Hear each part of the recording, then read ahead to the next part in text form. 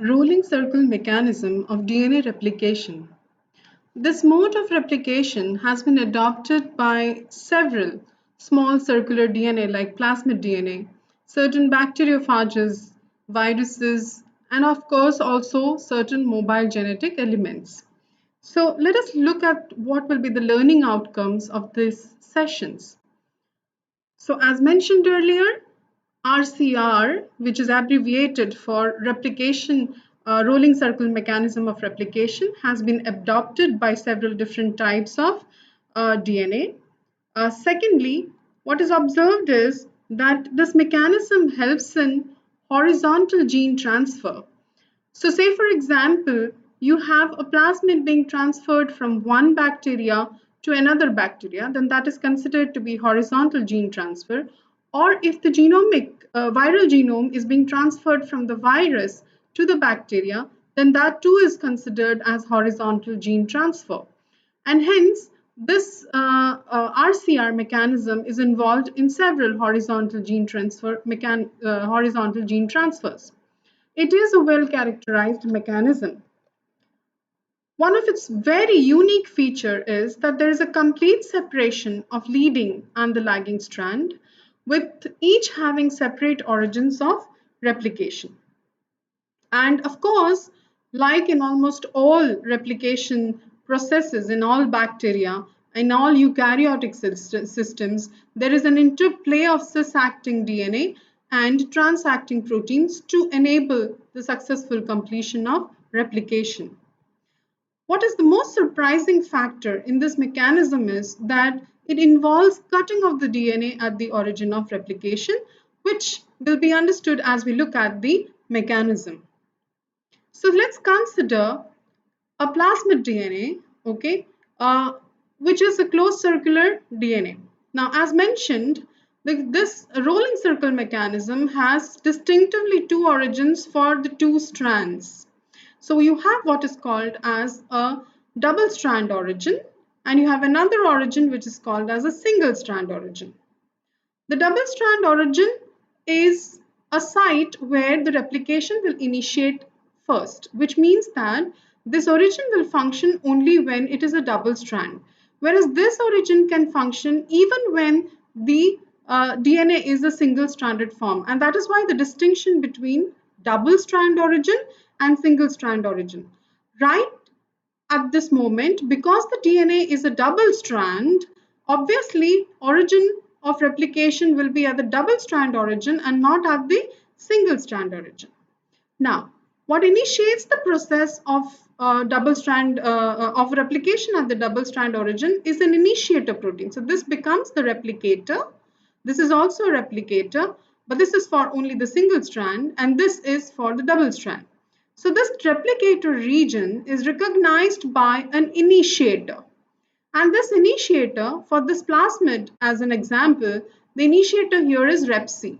But you can have different initiator molecules in different bacterial species. So for example, you can have Rep-A present or other initiator proteins present. Let us take, for example, Rep-C over here. Rep-C is a dimer, okay, with each subunit of Rep-C having a very important role to play in the rolling circle mechanism. Interestingly, the Rep-C has a catalytic activity of carrying out nicking. That means it has an endonuclease activity. So when one terms endonuclease, endo means within a DNA, nuclease means the ability to cut or break a phosphodiester bond. So because it has an endonuclease activity, the Rep-C on binding to the double strand origin, so therefore it should have a binding site for the double strand origin, and when it binds to the double strand origin, it will nick at a position. Nick again nick basically means that a phosphodiester bond has been broken between two adjacent nucleotides. So therefore the Rep-C is able to create a nick. On creating a nick, therefore, you will have one 3' OH free and a 5' phosphate free. The 5' phosphate is in an ester bond with the Rep-C now. So the Rep-C has a tyrosine residue in its active site. The OH of the tyrosine acts as a nucleophilic for a nucleophilic attack, and it OH binds to the 5' phosphate to form a. Therefore, this rep C will be bound to the strand, and this strand gets displaced. So the outer strand that you see over here seemingly gets displaced. How does it get displaced is what we will see in a while. But what is important is that here what is created is a 3' OH end. And the 5' phosphate that was there is now attached to the rep C. So this 3' OH end is used by a DNA polymerase, and this DNA polymerase now begins reading this strand, and that strand becomes a template for the DNA pol, and the DNA pol synthesizes a new daughter DNA reading this template. So this daughter DNA that is being synthesized, the newly synthesized DNA, is called as the plus strand, or that is what is the leading strand, because the strand is being initiated first. The strand synthesis is being initiated first. So this becomes the leading strand, or what can be depicted as a plus strand. Therefore, obviously, this strand is going to be the minus strand. And this strand, the replication of this strand will begin later. So this is something that is happening at the double-stranded origin. A helicase attaches to the point where the unwinding has to happen. And this is important because unwinding of this strand from the unwinding of the plus strand from the minus strand will ensure that there is a template available for the DNA polymerase to continue to synthesize the new plus strand. So you must understand that this is the old plus strand which is getting displaced, and the new plus strand is being synthesized on a minus strand. This is what happens. So therefore, just considering everything again, at the double strand origin, there is no requirement for a primer. Now, for DNA polymerase, primers are a requisite. Why are they requisite? Because the DNA polymerase uses the 3' OH of the primer to begin synthesis. As DNA pol cannot synthesize on its own, cannot initiate synthesis on its own. It needs a 3' OH. Therefore, a primer is generally needed. In this case, a primer is not needed because the 3' OH has been created due to the nick that was formed. And the old plus strand being synthesized, you are left over here with 3' OH. The 5' phosphate is in a bond with the rep C. So the 3' OH is used by the DNA pol to synthesize the new DNA.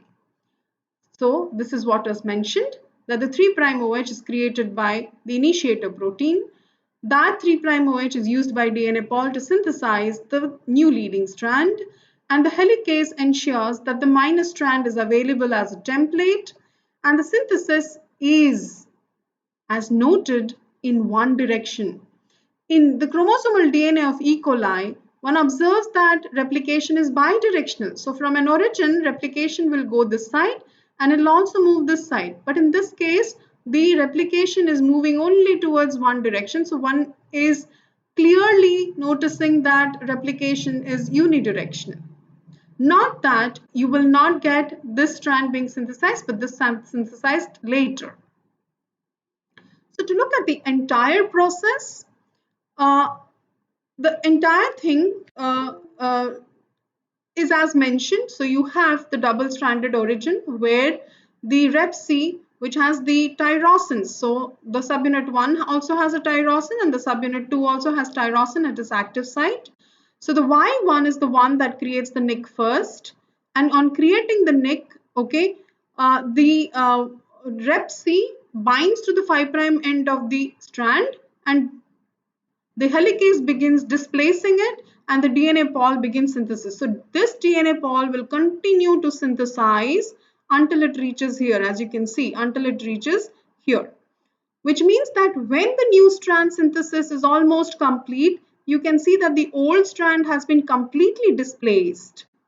Now once it is almost displaced, and this synthesis moves beyond, just beyond the double strand origin, at that point of time, the other subunit of rep with its tyrosine makes another nucleophilic attack, and that nucleophilic attack is only to ensure that this entire single strand becomes independent. So it has cleaved itself off from the new DNA, okay, and it becomes a complete new single-stranded DNA. Please keep in mind that the moment the uh, old plus strand is beginning to get displaced, it becomes single strand. Now, therefore, immediately as the single strand is formed, a lot of single strand binding protein will come and bind to the single strand. So this actually completely is bound to by single strand binding proteins for the simple reason that the single strand has to be protected from being degraded by nucleases.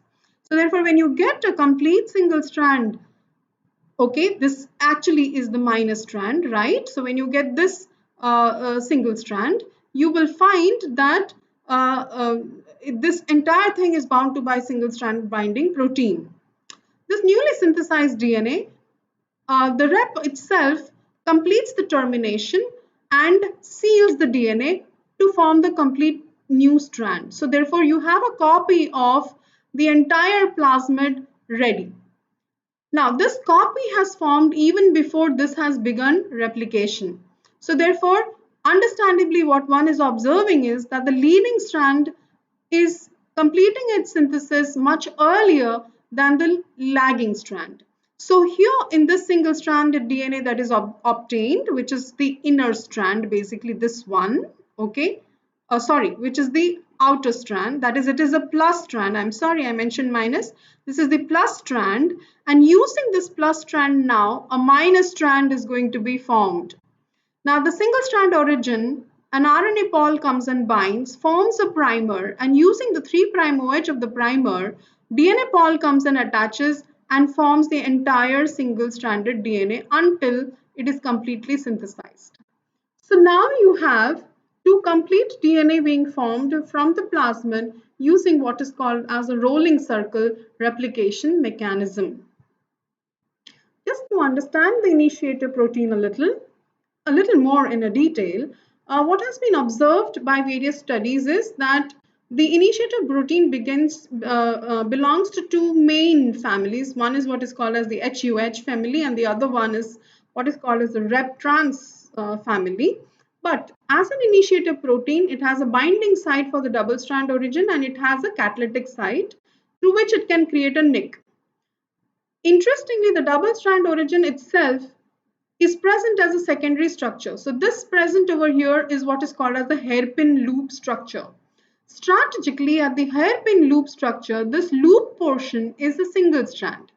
And so a single strand nick is much easily formed by the rep protein per se. So therefore, what is observed is the tyrosine that is present in the initiator, the OH of the tyrosine acts as a nucleophile and attacks the nick, attacks the double strand origin to create a nick. When it creates a nick, you obviously have the 3' OH free, and the 5' phosphate at the nick region is now in a bond with the OH of the tyrosine. So an ester bond has been formed between the OH of the tyrosine and the 5' phosphate, which means that now the initiator protein is in a covalent bond with the strand. Okay, so as the strand gets displaced, the initiator will keep bound to it. When it comes the full circle and it is at this position again, then the 3' OH of that strand acts as a nucleophile, cleaves this, and this again rejoins, and the rep C becomes free again, or the initiator protein becomes free again. So that is how one whole displacement is managed by the initiator protein. And this also therefore helps in termination of the newly synthesized DNA. So what are the biological processes in which one observes rolling circle replication? A lot of bacteriophages multiply using this mechanism. So there are several bacteriophages who use E. coli as host, make use of the RCR mechanism. Interestingly, the F plasmids, which are called as the fertility plasmids and are responsible for a phenomenon called conjugation. The conjugation basically is considered to be mating between two bacterial cells. Now, the mating is always between a donor cell and a recipient cell. What is the difference between a donor cell and the recipient cell? The donor cell has an F plasmid, whereas the recipient cell does not have an F plasmid. So therefore, understandably so, a donor cell which has the Y plasmid will make a copy of this, which has the F plasmid will make a copy of the F plasmid, and that copy is sent or transferred to the recipient cell. So the mechanism that is adopted by the F plasmids is clearly a rolling circle mechanism. So you can see that a nick is created over here. The initiator protein binds to the 5' end, displaces the old strand. So this displaced old strand is what is being transferred to the recipient cell through a tube which is called as conjugation tube. Now, this conjugation tube is formed because of genes present in the F plasmid itself. But eventually, what is as an eventuality, what is going to happen is the entire old plus strand is going to be present inside the recipient cell, and as it circularizes, in the meantime, the original plasmid is already now a complete copy.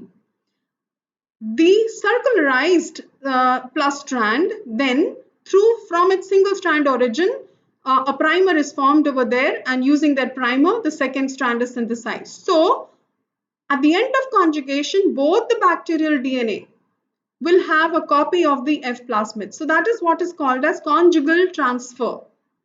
So in this case, if in the plasmid you have a gene of your interest, that gene of your interest can also get transferred into the recipient cell. And therefore, conjugation is a mechanism of horizontal gene transfer used to actually transfer genes of one's interest into cells into host cells.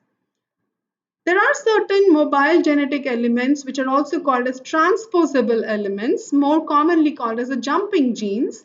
And these mobile elements also use the RCR mechanism to make a copy of itself. The mechanism of which we will not go into detail in this section, but understandably this uses the RCR mechanism. So let's conclude. The rolling circle mechanism of replication has two distinct origins of replication: to synthesize the leading strand and the lagging strand one after the other. The replicator may exist in a hairpin loop structure. That is, a double strand origin may exist in a hairpin loop structure, and with the binding site and nick site separate for the initiator protein, which that we considered over here was Rep C. The initiator protein uses tyrosine because its OH acts as a nucleophile. So for its catalytic activity, tyrosine is used, which is conserved in the initiator protein, and it is responsible for nicking as well as completing the termination process. The rolling circle mechanism, as mentioned earlier, is used by bacteriophages, plasmids, transposons.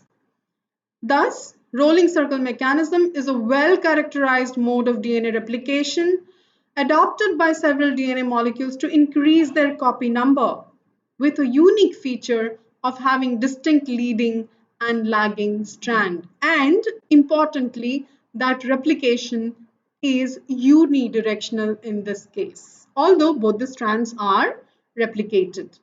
Thank you.